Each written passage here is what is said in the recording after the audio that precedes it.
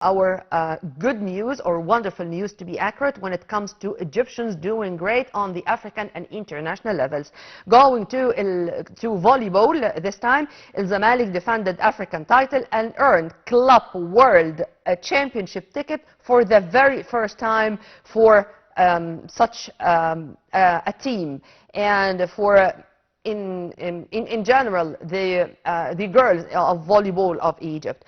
Egypt and Zamalek earned their right to compete at the December 2024 FIVP Volleyball Women's Club World Championship. They defended their Women's African Volleyball Club Championship title and picked up the second continental crown in the club's history after a dramatic 5-set all-Egyptian final against tournament host Al Ahly in Cairo. And this was on Saturday, only yesterday. An Egyptian team has never participated in the Women's Club World Championships before, so this is a real achievement. Congratulations to the White Castle, and we hope that they are going to represent Egypt in the best way ever in the Club World Championship, and that this is going to be only a start for invading the international world of volleyball. To another African competition, and this time it's gymnastics. Minister of Sports, Dr. Ashraf Sobhi, congratulated our national team on winning the African Gymnastics Championship. Egypt secured an elevated position, I like the word, elevated position in gymnastics at the level of Africa, and this was the quote of Dr. Ashraf Sobhi. Congratulating Egypt's national gymnastics team on winning the 2024 African Artistic Gymnastics Championships, Sobhi, on Sunday, only hours ago, praised the performance of the players, their high spirits and strong will.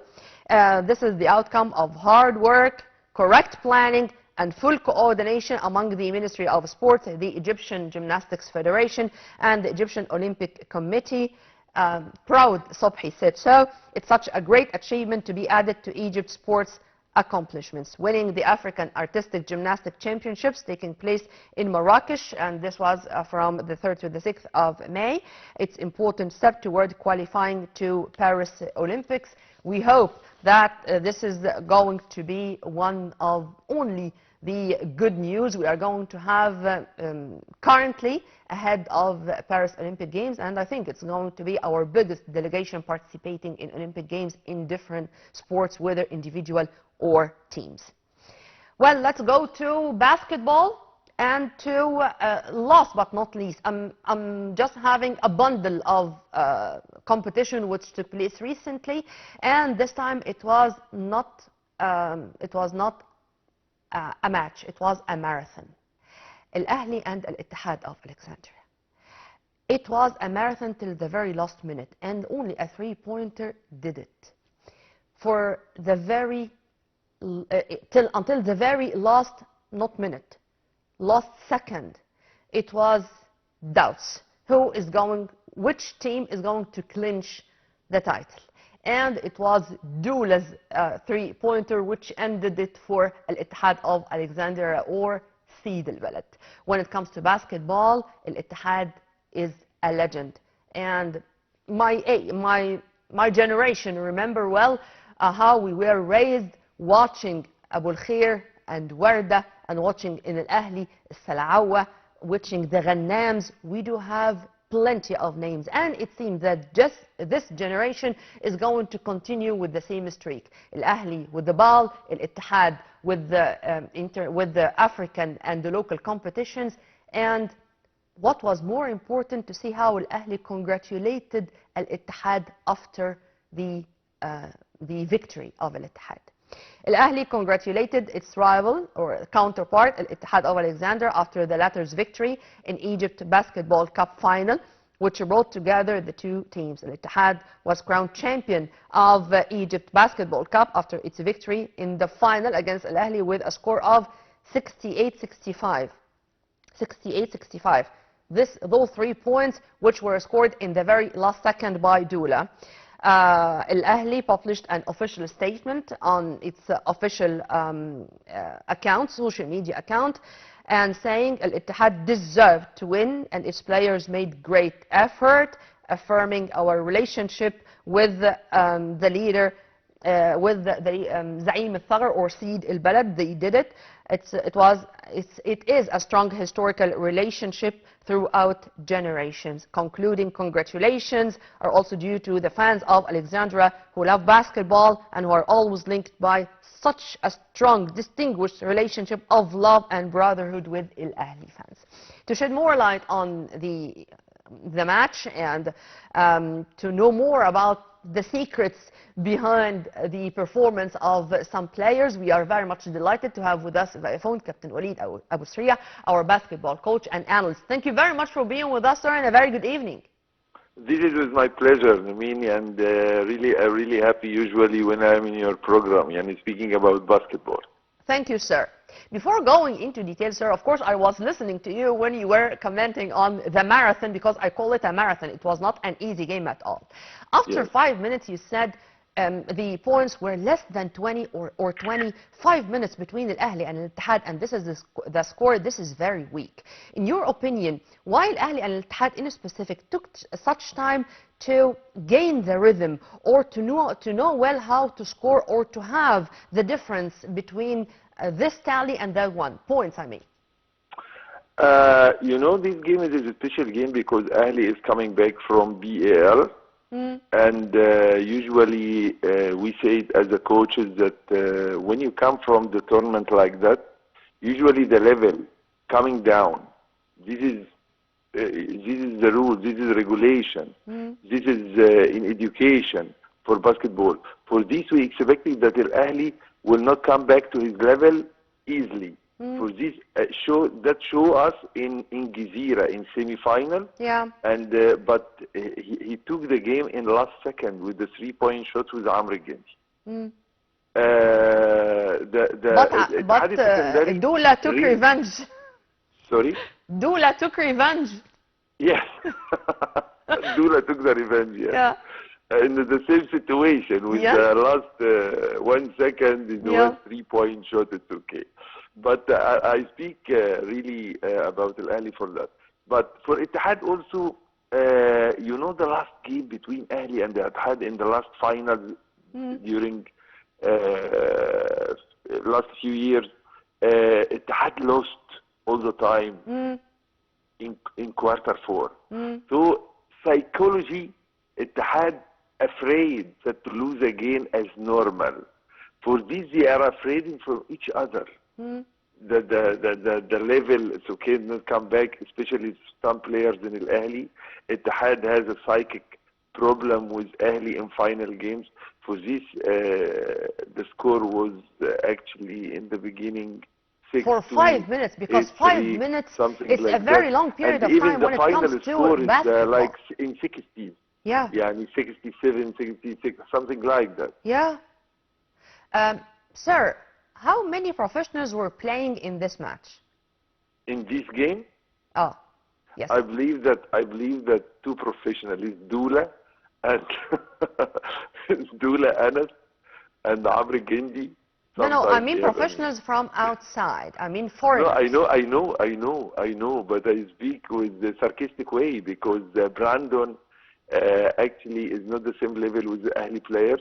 At all. Michael Dixon is not the same level with Ittihad, who's compete already in the final league like that. You understand me? Yeah. This is what I wanted to focus on. Our players can do better whenever the foreigners are not doing good. So it's not something to be proud of having professionals here or there. Actually, this is from the coaches, because usually the coaches try to get one professional player to carry the responsibility for the team, but they are not choosing well.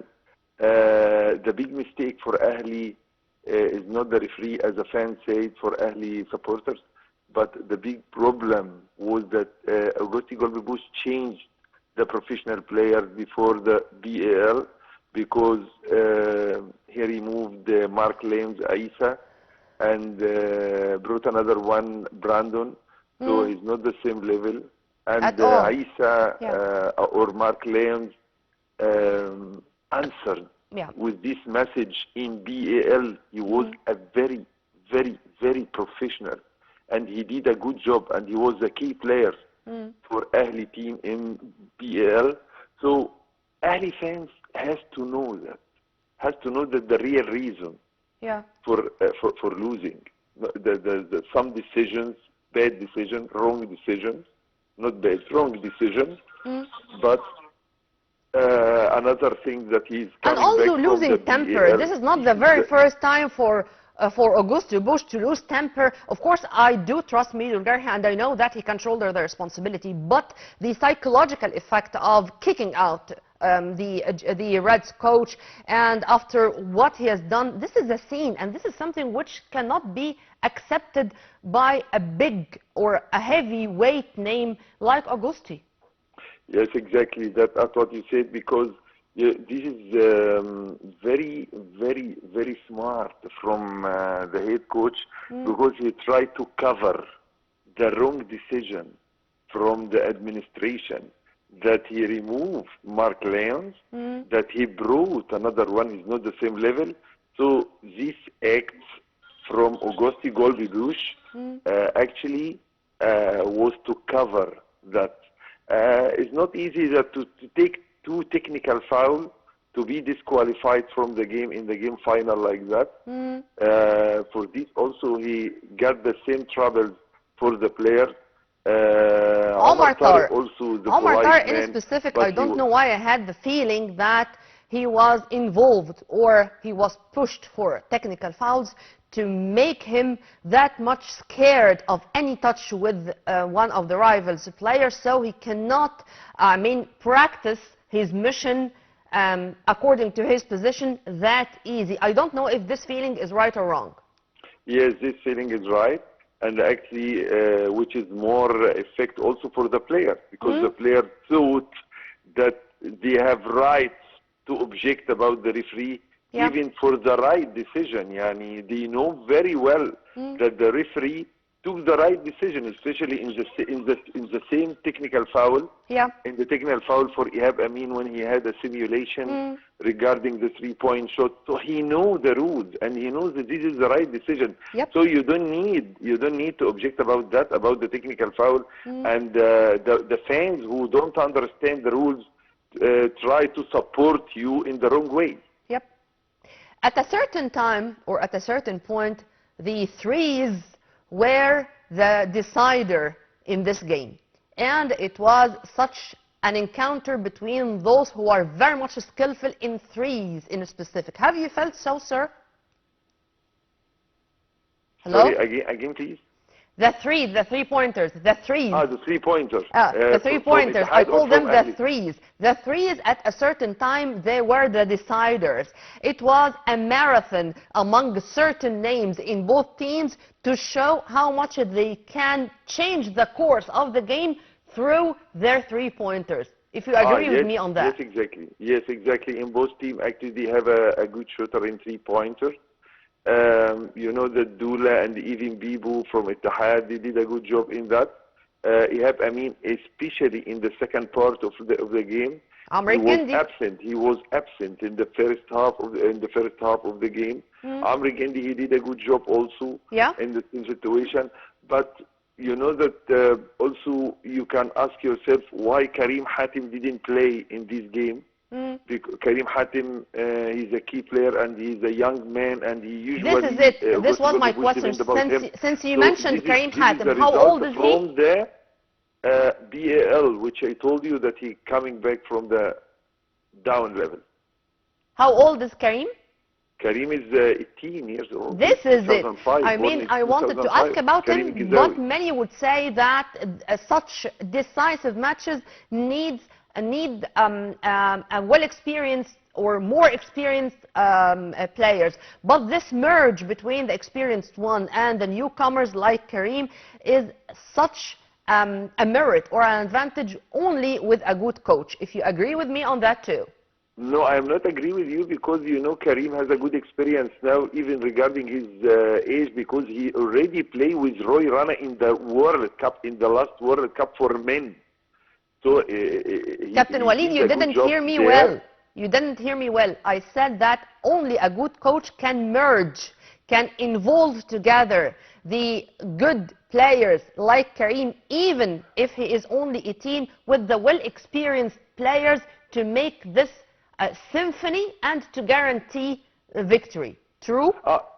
Yes, this is true, okay, and he tried to do that, but Karim didn't help him because already he came back from BAL with downsizing level. He's coming back from low level from BAL. This is the affection of BAL. That some players who are key players for the coaches who depend about them, they didn't come with their level in playing. One last question, Captain Walid, because for me this is a little bit weird. I don't know why I find Anas, in a specific Anas Osama, not the same Anas in each game, in each match.